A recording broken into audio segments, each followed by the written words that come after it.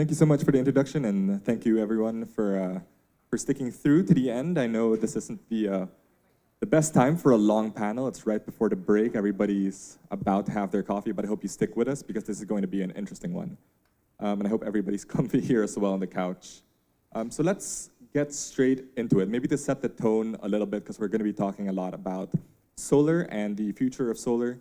Last year, the renewable energy market around the world reached record growth. Investments in renewables reached $500 billion. The bulk of that went into solar. So solar last year around the world grew 36%, right? But historically in the Philippines, solar hasn't really amounted to much in terms of our energy supply.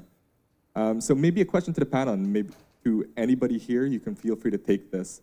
How has the last year, 2022, looked like in terms of solar growth in the Philippines? Are we seeing those same global trends emerge, or are we going back to more of the same, where solar growth has been somewhat stalled? Yeah, so you're right. I think globally, the demand for solar has really increased, and it was really driven by Europe last year. In Southeast Asia in general, we've also seen an uptick. And in Philippines, it was kind of like in the middle of recovering from pandemic and having this solar installation coming up again. So generally, it was better than 2020, I have to say, or 2021. I'll add from an industry perspective. We can guess, but we don't know because it's so hard to get data here in the Philippines. We hear from partners, members of PISEA, and like the industry at large that it's growing, it's exciting times, we're all busy, we have projects, but to know exactly how much we're growing is a challenge. Perhaps I can share a little bit here because my company and myself, I'm taking care of the ASEAN region. So perhaps I can share in the point of how do we compare Philippines with the other countries in the ASEAN. If I'm to look at the track records numbers, yeah. So Philippines actually grew from 2020 to a bigger number in 2021 and then 2022. But the rate of growth is not as high as the other countries yet, such as, for example, Malaysia, Indonesia, especially Indonesia, because they have launched the RE policy in 2021. And that's why you see a helicopter growth in 2022. Philippines-wise, yeah, like what our counterpart here was sharing just now, it has been growing, but not at a very significant rate. Yeah.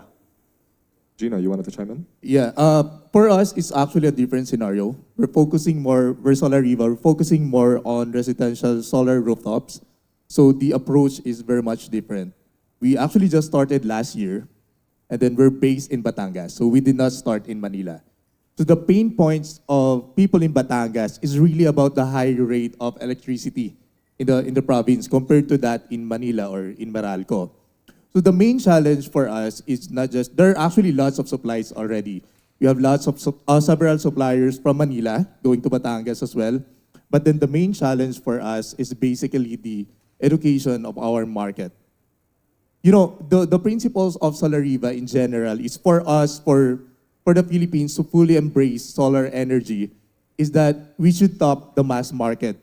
We should go into the residential clients and make these people, you know, be educated and more knowledgeable about solar, so that, you know, in the long run, these people could be contributory to our transition to transitioning into a total solar energy country.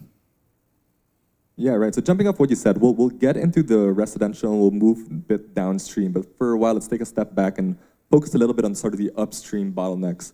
I think last year, one of the main barriers to growth really was a lot of the supply chain bottlenecks that not just affected the RE industry or solar specifically, but many other industries besides. How has the market adapted to that? Are we still seeing those same bottlenecks currently? And how is that really affecting the market? Maybe some of the commercial people can chime in on this. I think on the logistics side, it has improved a lot. I think this is a good sign where, you know, all your pending projects could be provided, all your equipment on time, and also the rate of freight has gone down as compared to pre-pandemic level. So that's a good sign, and it means that, as you can see, a lot of imports are coming in, and given in the industry side, the commercial industrial side, there's still a big potential for growth.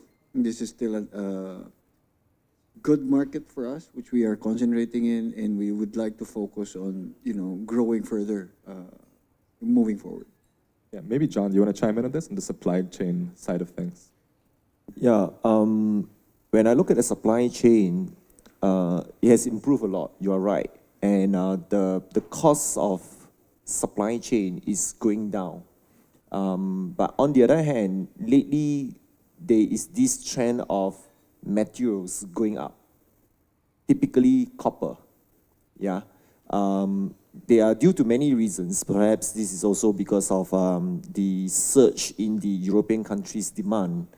But then again, the shipment cost, the logistics cost is going down quite a fair bit. It certainly helps on the solar PV development, especially in Philippines. I myself, I'm a fan of solar PV since 2008, yeah. And we are seeing this is going to be a strong growth in Philippines, especially in the C&I industry. Yeah, I think that's a big point that you made regarding the price of commodities, which has really gone up, especially for critical minerals. For solar PV, it has made an impact. I think solar increased in price for like the first time in a very long time last year because primarily of increasing commodity prices. How does that affect these other business models though? For example, when we start looking at solar and storage, because for storage, the demand for critical minerals is arguably even higher. Has been affected in the same way, do you think? Maybe anybody else in the panel can chime in on this? Yeah, so it has impacted some of the businesses. I think if you see the situation last year where supply chain was unstable, a lot of projects was delayed and it was pushed back. As John mentioned, I think supply chain situation is better, so you'll see a lot more attractiveness in terms of building projects now. However, there's still the game of waiting and seeing what prices is available in the market. I'm sure a lot of people has attended Future Energy and did see the amount of suppliers that you have. And even on the energy storage side, in China alone, you have around 800 companies producing battery storage. So you see the shift from having low supply, Europe driving the demand, and everybody is into solar now. So it's kind of driving the cost down. It also helps in terms of the business models and the timing of the projects when it would happen. Yeah, I think that's a very good point to make. I think in the Philippines, one major trend that we've seen in the past year, in the past 2 years, has been that demand for solar, demand for renewable energy contracts has actually far outpaced supply. We've been working with a number of large companies that have been trying to secure these long-term RE contracts, but there just aren't enough available in the market. So maybe shifting tack a little bit now, to looking at the demand side. How is the demand for solar really affecting the market? I think a couple of people have already touched it, but maybe Romolo, if you want to share your viewpoints on this. As you know, I'm a real estate developer, and we develop green buildings where we install photovoltaic panels on the rooftop, and I can see that there is much more awareness about the product itself, and I agree that the residential solar market is huge, even because, again, people start to understand how that they're affordable, they can really address their concern in terms of energy costs. Apart from that, I mean, I see a lot of, actually I see more interest in the market in general than real installation of solar panels. This I don't know why, even if I see other developers, so I don't know if this is related to maybe some bureaucratic issues or cost also, because are going down, but still not so low like in other countries. So it's also a question that I would like to ask to my colleague here. What's the issue? Why we hear a lot to talk about solar, but I don't see so many solar considering how much the country talk about it. Yeah, well, actually, first, I'd like to add something regarding the supply chain in our sector. So basically, as installer, we don't really tie up to specific brands, or we don't really buy brands of solar PV panels or inverters in big volume. So we usually change brands depending on the clients. So usually, these suppliers of ours have exclusive distribution contract with specific brands. So let's say we push for specific brand of inverter, we push for it to a client, and then we say that, okay, after 2 weeks, we start the installation. However, when we go to our suppliers, there comes the problem. There's no supply of 5 kilowatt inverter, there's no 3 kilowatt inverter, there's no 10 kilowatt inverter, mainly because these suppliers are not greatly focused on residential clients. So that's one of our biggest problems. And then to answer your question, one problem again, as I told you, as I mentioned a while ago, is that these clients really lack knowledge about solar. So us, Solariva, we're pushing for more education in the province. We're taking this more as a mission rather than our business. Yeah, that's a really interesting point on sort of market education and market awareness, and especially outside the metro, right? So I think there's a big gap between market awareness within the metro or within these urbanized areas and those further out in the province. Yeah, correct. Maybe Ping, do you want to maybe chime in on the sort of education aspect of things? Sure, and basing on from our experience, I run a website called yuda.com.ph. Well, the premise was you need to teach the customer before they buy, right? And there's currently either you're selling solar, that's why you want to teach them, which is an inherent conflict of interest. There's lacking resource locally, like in the Filipino context, right? We were looking at something similar in the US called EnergySage.com. It's like their leading sort of research site for rooftop solar for residential. About 10% of their website traffic was coming from the Philippines. Like 250,000 Filipinos are going to their website every night because they couldn't research about rooftop solar in the Filipino context. So we're building that website now. Having said that, it's also sort of an issue of cost.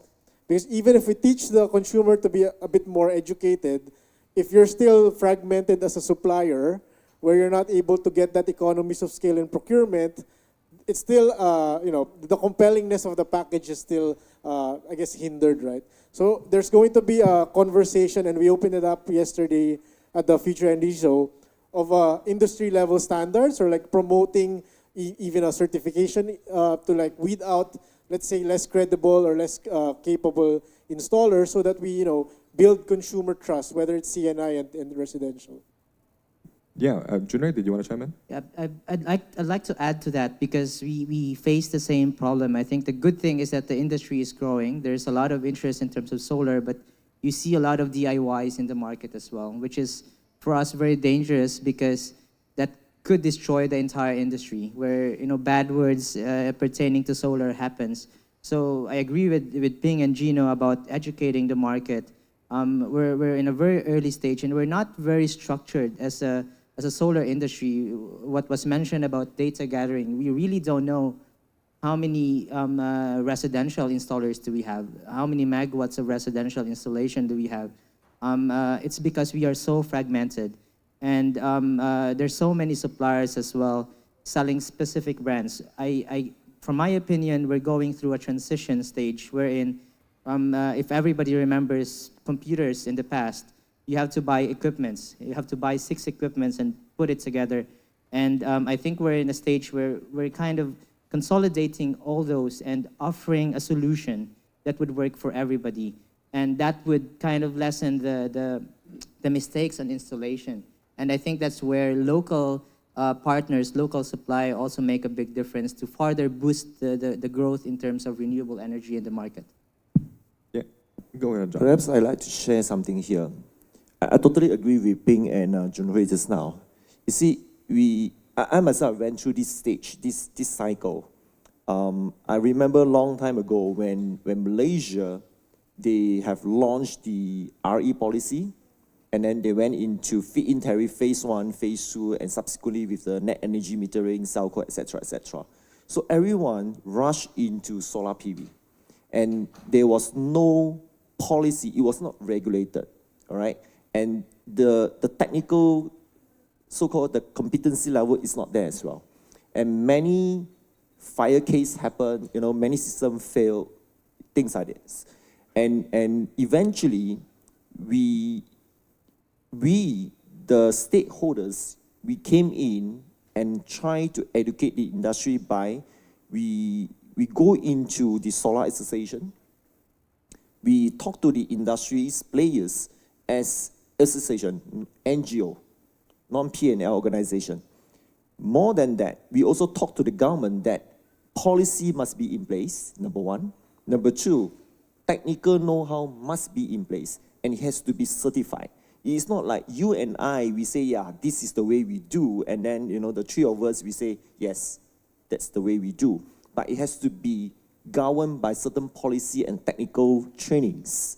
So I myself, I went through this cycle, and I also attended the technical trainings as a consultant in the solar PV design and installation. But I'm not doing this. Don't get me wrong. I'm not trying to sell that I am a person that doing installation. No, I don't like doing installation. But why I went through this process is to also educate the industry. And now, even now, we are conducting training courses to the industry for free. For one reason, because we are all here in the solar PV industry. And I don't want solar PV industry to have all this news, negative news, that solar PV system is not working.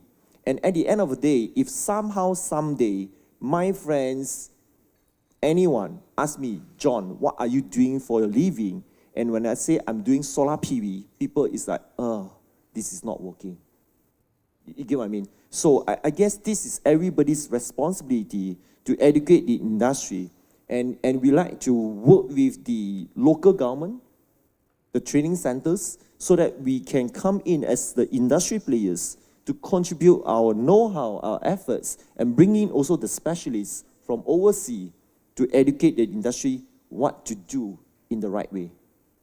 Yeah, that's very well said. But I would like to ask something, because you mentioned, I agree about the certification. In real estate, we have for green buildings different bodies. Now we have BREEAM, we have in the Philippines Verde, we have EDGE from the World Bank, we have LEED. And they are private bodies, not that third party, that they evaluate your buildings, on the design stage and on the implementation. They want to make sure that what you build is what you design. And they are not government bodies. Actually, they are private, because my thinking is that if you wait for the government to do something at the same speed of the private sector, you may have to wait too long. So why don't you guys, because that's your industry, think about having a third-party private organization, reliable, of course, certified also itself, like from the World Bank, or very reliable organization to certify, so that you can speed up the process? I just add the difficulty there, though, is it's basically down to geography, right? TESDA, the government agency for technical training, certification. And I know this from experience when my father's a shipbuilding contractor. He would need welders, where the talent pool, let's say, is Mindanao, but they'd have to go to Manila for the certification test. And if we were going to do the same in solar installation, where it's very localized electrical talent, and the certification centers are beyond their access, it also adds the cost, right? I agree, in theory, it needs to be done, but there's a lot of work to how to implement and actually design it with government, because no private sector player would take sort of the liability risk right now to set it up. Maybe it's needed, but then it's at least a conversation starting, right? Why don't you try to approach the bodies that I just mentioned? I mean, the ones for residential, I mean, like LEED or EDGE or other organization like that, because they're very much open to improve also their standards, because solar panels is one of the most used active green strategies in green buildings. So I mean, that's just an input maybe you can explore for residential commercial office, I mean real estate. Kind of talk to them about certification for solar in the Philippines, and there were certainly certain challenges. And one thing that we thought of is revisiting the educational curriculum. So it's not like a specialization, but it's part of the engineering curriculum. Anyway, that's where we're headed. And if you look at the engineering curriculum I'm an electrical engineer by nature, it's still the old technology. And it's just revamping the education system to integrate renewable energy as part of the topic, so it adds into awareness, and also people gets interested, and learning becomes very normal for us. But it's considered as like, yeah, it's an add-on topic I have to learn after graduating, where it shouldn't be. It's actually just a normal electrical design, nothing rocket science about it. Yeah, Eric, do you maybe want to chime in on this from your perspective? I'm happy that Ping in the association is doing mitigating all the risk, specifically on installation. Us as a developer, so we have certain standards that is in place.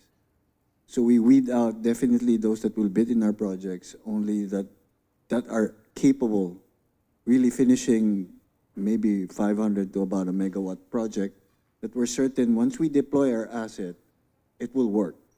So they're in the right direction. I think it's the right approach. You standardize connections, everything that has to do with installation. What we see now in the CNI are prices that are so low, and you now think, okay, how does an EPC provide such quality work when these kinds of prices are up there? So that in itself, education comes from. You have to make your client aware, okay, there are certain factors why we are not the lowest and yet we're not the highest. Definitely one of them is choosing the right partners in terms of installation, having the tier 1 equipment only up on your roof to make sure that that thing works, and us, if something doesn't work, we lose money as a developer and as a person on the commercial side. So I think that development on that side of the industry is a good news for us. In Europe, in Latin America, there's a very high standard, and normally they use the European standard for Latin America for installation and engineering. Let me add on to this. I've seen this happening in many parts of the world, especially to countries like Vietnam, Indonesia, and even Malaysia. Well, as much as we want to bring down the costs, the system costs, but the problem is we are not here to cut costs. I've been always preaching about this word. Cut costs is not equal to save costs. Save costs, it means you don't spend more. You don't spend unnecessary. But cut costs, it has a negative impact to your system. And we are investing millions of dollars on our rooftop. Put aside the system first. When the things burn down, it's not just burning the system, but it burns down the whole building. So the thing is, we do not cut costs. So I've been sharing this with my customers, with the industry. Wherever I go, when I give talk, I say, look, you're not here to cut costs. You are here to save costs. And we are helping you to save costs. So that's the very important message. Yeah, so I think we've jumped around a little bit, but there's been some really great insight regarding maybe some of the barriers, the disjointedness perhaps of the industry. I think what Romolo said earlier was a really great question that should be posed to this room is, we see demand is there. We see that the technical capacity, the EPCs, the developers, the technology, the pricing, all these different factors are already present. There seem to be a couple of different barriers, and perhaps education regards to the consumer, and also maybe in some cases with the technical capacity for installation as well. So maybe to wrap things up a little bit, we have about, I think, 10 minutes left for this panel, shifting tack a little bit from the downstream and the upstream to, some people have already touched on it, to the wider policy, regulatory space. And we can go one by one around the panel, but if for this year, for 2023, we're primed for growth, what is on your policy wish list? How can the government, how can the regulatory bodies support and further drive this growth? I think, for example, the best example around the world for this was the United States and their IRA, where it single-handedly really kick-started this entire renewable energy sector, and we've seen the EU try to emulate this. Maybe that's an easy place to start, but we can go around the panel. What's on your policy wish list that would really kickstart the sector in the Philippines? On my end, I think it will be on the permitting side. I hope, I mean, everyone would agree here, especially the ones that do EPCs. The permitting side is very tricky. So in every city, they have a different legislation on how you do things. It's not standardized. One mayor has this particular law on how to do it. The other one has to do it this way. The other one has to do it that way. So it's not standardized. So that becomes tricky. That normally is where one of the main reasons why projects are delayed. So hopefully that can be standardized too, just to have an immediate impact on, again, saving, not cost. We're not on the savings for commercial and industrial as well as for residential. Well, I agree with permitting, but in our sector, we're greatly involved in net metering, if everyone's familiar, I guess. So with net metering, it really takes time for us to be able to process one house to another. Usually it takes, according to some rules or laws of our government, it could actually take a month. But then, reality speaking, it takes more than 3 months. You know, and there's actually no standard. You talk to one staff in one LGU, he has one standard, he has one rule. And then the next day, you go back again to such LGU, you're ready to pay, and then you're talking to another person, there's another rule. I mean, I'm not sure if it's only us who experience that, but I guess it's usual to everyone that everything changes every now and then from person to person, from office to office. So I think we have to standardize those rules, especially involving net metering for residential clients. And also, they only subsidize, I think, up to 30% of the electricity that goes back to the grid. So I think we could, study hiring up that subsidy for residential clients. So these people could be more encouraged to participate and to be a good contributory to our solar energy mission. I agree about the net metering because we have exactly the same experience. Because if you go to the DOE website, you read about the net metering, it's very clear, and they start saying full implementation, full implemented. So you think that it's going to be not easy, but doable. But at the end, you realize that, for example, in Mindanao, some people, they really even didn't know what net metering, people that you have to relate to, you have to work with, from the government, from the LGU, they have no idea, no? So I think from also a foreign point of view, it looks everything is there, but maybe the implementation lacks some steps, So that would help a lot if they walk the talk. If what you read is what you do. I think just to add, let's decouple sort of policy and implementation, because I think we have more lawyers graduating than engineers here. We have enough of the legal practice to and no offense to all the lawyers, right? But it's just that the tip of the balance is we're using too much of the policy mechanisms where in fact we're failing in implementing existing ones. Secondly, it's also a communication thing, and that's not exactly a lack of policy, it's a lack of leadership, I think. And it's not just in government. I think in private sector, leadership is also about bringing others along and communicating well, getting people to see what you see that they may not realize. And we kid a lot about, hey, let's do a TikTok campaign or something. But those are the things that we would want to do in PISEA. We want to make it a more inclusive sort of industry effort, because it can't be just an engineering or technical product sort of discussion. There's a need for marketing talents. There's a need for business model innovation. There's a need for other perspectives into this energy transition, right? Because the alternative is they all do TikTok and they can charge their phones, because then we're all doing brownouts. So I think the ask from us is, I guess, advocate in all our own little pockets of influence why power and renewable energy is important. But at the same time, we believe let the market decide what the solutions end up being. Let's first try what's there with the government and then engage them through data collection and analysis, right? Because we could say, oh, we need more subsidy here, we need more incentives there, but without sort of a scientific approach to it, without the data to prove it, it's hard to argue standpoints, right? Yeah, I think that's a very important distinction to make, right? Between policy and between implementation? Because the Philippines actually was the first country in the region to have a Renewable Energy Act back in 2008. But being the first doesn't necessarily mean you're the best or that you're way ahead. Maybe, John, you can speak to this because you do have a bit of a regional perspective as well. What have you seen in other countries that has been successful? You mentioned some earlier, and maybe how can the Philippines take lessons from that? Yes. To me, I would suggest Philippines to have the technical competency know-how being certified by a body.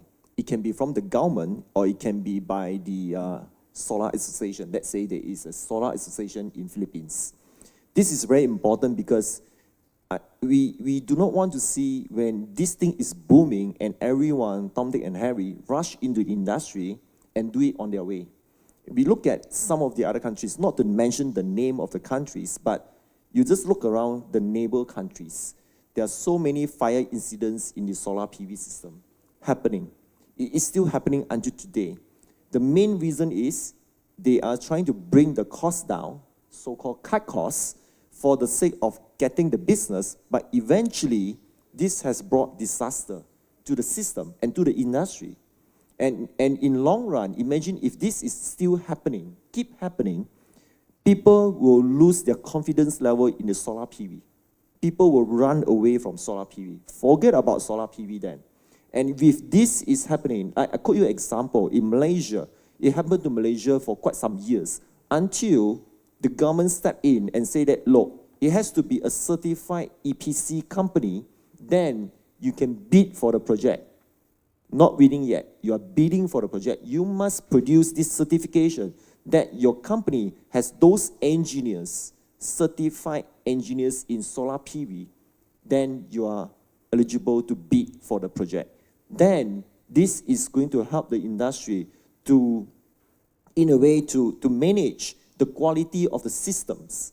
And it's not like everyone, you know, the wireman, I'm sorry, I'm not saying that wireman is no good, but we are dealing with high DC here, high DC current, DC application. It's a very high heat application.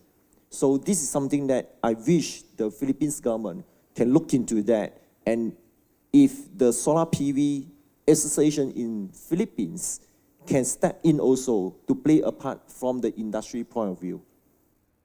Yeah, wonderful. Junrhey, maybe you want to close this off? It all boils down to, you know, if I would to list all the things that I would want the Philippine government has to do, and I think everybody has, this forum would not be enough, I guess. I guess it really boils down to government willingness.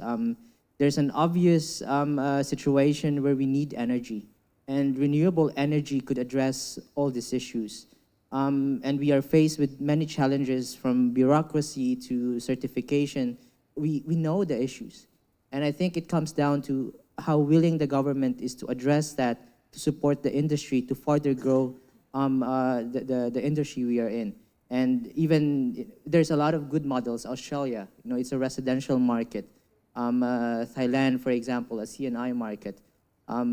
Japan, who requires all new buildings to have solar installation. It's already there. It's just a matter of putting the puzzle together and doing it. And I guess the people in this forum are coming from the solar industry, and we share the same concern, same pain points. And it's all up to us how to voice this out and address it holistically, because we seem to be complaining of a lot of things, but are we doing enough, really, as an industry to address the concerns that we have? Yeah, it's a really great point. Eric, did we raise it? Yeah, well, I guess maybe to sum up, because we've actually hit our time, we've bandied about a little bit around sort of the wider industry, some of the wider trends. So we've seen technology costs, of course, have come down economically. Solar now provides cheapest power. Actually, 3 years ago, it's been providing already the cheapest power the world has ever experienced. Electricity costs in the Philippines are quite high. We've gone past a lot of the supply bottlenecks. It seems just like the perfect storm of variables for solar really to take off in the Philippines. But we've highlighted, I think, maybe two critical issues. One on information, whether that's from a market perspective, you know, educating the consumers or educating some of our suppliers, and then the other of standardization as well, where there's a big need for standardizing, whether, again, that's technical capacity, whether that's a solar installers, all these different sorts of things. And it looks like it's really boiling down to those two main pain points. I think the good thing we can take away from this, especially here, again, in this forum where we have a number of different developers and everybody in the industry gathered here, is that these two problems are quite easily solved as a jointed, concerted effort, right? So I think maybe the biggest takeaway we can take from this panel is that there needs to be a little bit more effort as a wider industry, as a wider sector, to address these two main issues. And then hopefully from there, we start seeing the same sort of growth we're seeing everywhere else around the world. And the Philippines should be primed to take advantage of solar. So with that, I think we can wrap up the panel. Can we please have a big round of applause for our panel members today? All right, thank you so much.